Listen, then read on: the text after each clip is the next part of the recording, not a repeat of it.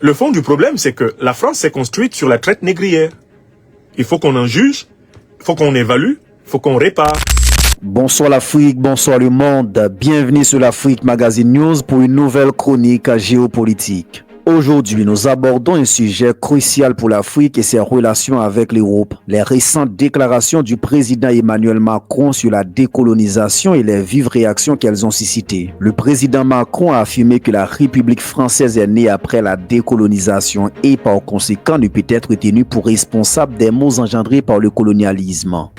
Et je le dis en tant que président de la République née après la décolonisation, dans un continent qui a 75% à moins de 25 ans. Le dialogue avec l'Afrique ne peut pas être l'otage d'un panafricanisme de bonne aloi contemporain qui utilise en quelque sorte un discours post-colonial en ayant d'ailleurs des soutiens de revers qui sont les impérialistes d'aujourd'hui. Et donc cette espèce de combination de faux intellectuels manipulant les réseaux sociaux, utilisant le désarroi d'une jeunesse et les intérêts de la Russie ou d'autres en Afrique, soyons lucides, mais n'y cédons pas.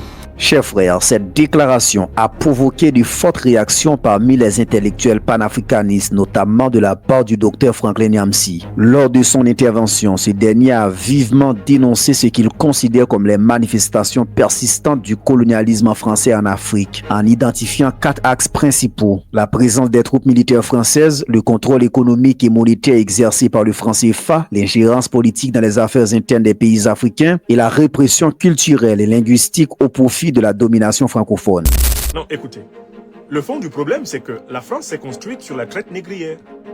Il faut qu'on en juge, il faut qu'on évalue, il faut qu'on répare. Il faut que la France paye.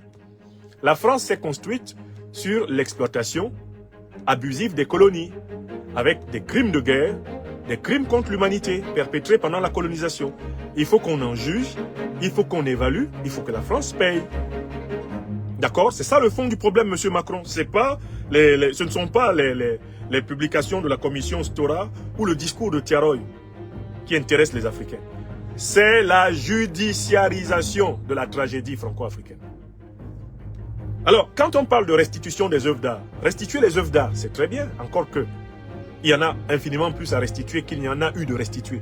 Mais enfin, l'argent qu'ils se sont fait en exploitant ces œuvres d'art depuis 600, 500, 400, 300, 200, 150, 50, 30, 20, 10, 5 ans. Cet argent-là, vous le remboursez quand?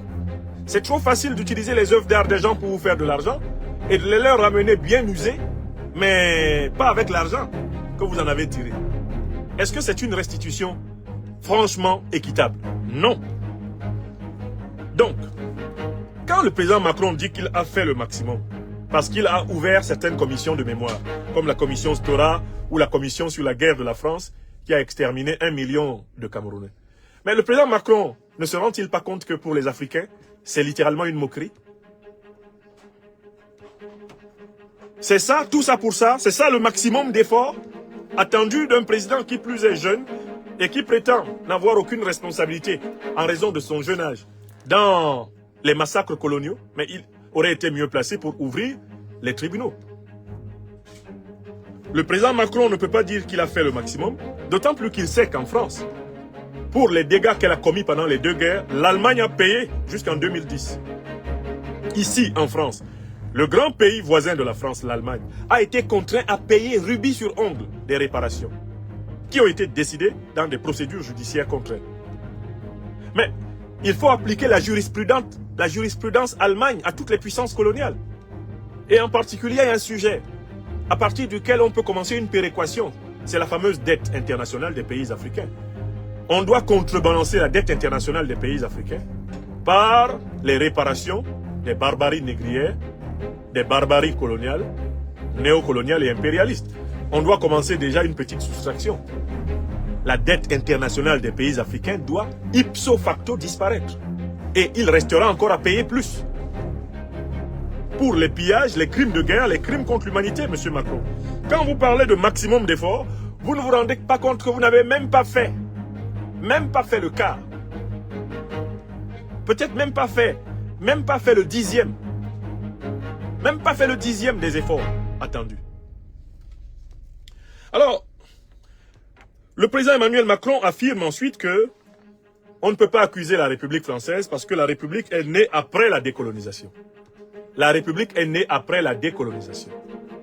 Je dis que le président Emmanuel Macron a tort de penser que la décolonisation est achevée. Sa phrase aurait un sens si la décolonisation était achevée. Or, nous avons 4 éléments fondamentaux de la colonisation qui sont encore en place. 1. L'occupation militaire, y compris sous forme déguisée, à travers les entreprises de mercenaires, les compagnies de sécurité privée, qui sont actuellement en train de récupérer le personnel militaire et l'habiller en civil pour continuer à braquer les Africains. Tant qu'il y a cette présence militaire des anciennes puissances négrières, coloniales, néocoloniales, mais la décolonisation n'est pas achevée, M. Macron. Deuxième point. Le président Macron dit que la République naît après la décolonisation. Ce serait vrai si la décolonisation était achevée sur le plan économique, financier, monétaire. Il n'y a pas encore décolonisation d'une quinzaine de pays de l'Afrique francophone puisque c'est la Banque de France qui contrôle leurs finances, qui contrôle leur monnaie. Il n'y a pas de souveraineté sans souveraineté monétaire.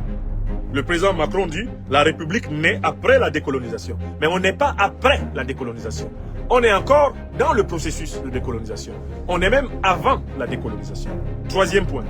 Le président Macron dit que la République naît après la décolonisation. Mais écoutez, le troisième élément fondamental de la colonisation, c'est l'immixtion de la France dans la désignation des dirigeants africains. Nicolas Sarkozy n'a-t-il pas dit? Nous avons dégagé Gbagbo et nous avons placé Ouattara. Vous n'avez pas entendu ça? N'a-t-il pas dit, quand Laurent Gbagbo lui a résisté, je vais le vitrifier? Monsieur Sarkozy qui traîne dans les tribunaux de Paris, ne l'a-t-il pas dit? Il l'a dit ou pas? Mais n'a-t-on pas vu le président Emmanuel Macron en personne se déplacer le 21 avril 2021 en N'Djamena pour installer quelqu'un qui venait de faire un coup d'État contre la démocratie tchadienne à l'époque? Le général Mahamat Idriss Déby Itno, fils de son père? N'est-ce pas le président Macron qui l'a installé? N'a-t-il pas adressé des lettres de félicitations à des dictateurs civils africains, grands fraudeurs aux élections, grands violeurs de constitution, comme Ouattara Draman, Biya Paul, Sassou Nguesso et consorts? Donc comment peut-il nous dire la décolonisation est achevée alors que lui-même, qui est le dernier président français en date, a été pris plusieurs fois la main dans le sac de l'ingérence dans la désignation des dirigeants africains? N'a-t-il pas lui-même publiquement dit à Kinshasa, devant le président Tshisekedi, que Tshisekedi a été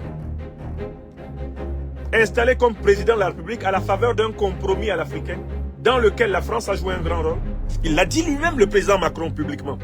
Mais comment peut-il dire que la République naît après la décolonisation, alors que la France, lui-même, le président Macron, publiquement, informe le monde entier qu'il a contribué à imposer Tshisekedi à la tête du Congo, Kinshasa? Vous vous souvenez que la colère de Félix Tshisekedi Tshilombo est venue de cette déclaration du président Macron. Quand le président Macron a avoué publiquement que la France, à travers son ministre des Affaires étrangères, Le Drian, avait contribué à installer Tshisekedi, Tshisekedi a bondi de tout son poids et a affirmé un certain égo face à Emmanuel Macron. Qui ne s'en souvient pas? Nous continuons d'égrener les affirmations du président Macron. Il dit que le dialogue avec l'Afrique ne peut pas être l'otage d'un panafricanisme bon à loi, basé sur un discours postcolonial, des soutiens de revers, impérialistes, c'est-à-dire en fait la Russie. Qu'est-ce que le président Macron appelle-t-il un panafricanisme de bon à loi? Pour lui, un panafricanisme de bon à loi, cette expression est réservée à tous les panafricanistes qui critiquent la politique néocolonialiste de la France en Afrique. N'est-ce pas?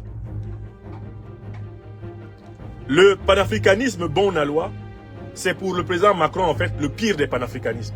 Parce que c'est le panafricanisme qui consiste à dire retirez toutes vos bases militaires et toutes vos compagnies de mercenaires du sol africain. Retirez votre monnaie néocoloniale du franc CFA. Cessez de vous ingérer dans la désignation des dirigeants africains. Arrêtez de réprimer la renaissance civilisationnelle africaine. Tous les Africains qui défendent ces 4 thèses fondamentales sur les réseaux sociaux sont visés par les propos du président Macron. Parce que pour lui, Un panafricaniste devrait vouloir que l'armée française reste sur le sol africain. Un panafricaniste devrait vouloir que l'armée française, que la France maintienne la monnaie de la Banque de France dans 15 pays africains. Pour M. Macron, un panafricaniste devrait vouloir que la France continue à désigner des dirigeants africains pour s'assurer le contrôle des richesses africaines de ce pays. Pour M. Macron, un panafricaniste devrait vouloir que les langues africaines ne soient pas promues et que le français efface progressivement et définitivement les langues africaines. Pour lui, c'est ça un bon panafricaniste. Et les panafricanistes qu'il déteste, ce sont ceux qui disent « armée française, quittez immédiatement le sol africain, car il n'y a pas d'armée africaine sur le sol français. Banque de France, retirez complètement votre monnaie coloniale du sol africain, car il n'y a pas de monnaie coloniale africaine sur le sol français. Dirigeants français de tous bords, cessez de vous mêler, de choisir les dirigeants africains à la place des Africains. Et enfin, laissez l'Afrique aller à sa propre civilisation chercher les sources d'inspiration pour sa renaissance, sa résurrection. » Donc le président Macron déteste les Africains qui disent cela. Et il les appelle les panafricanistes bons à loi.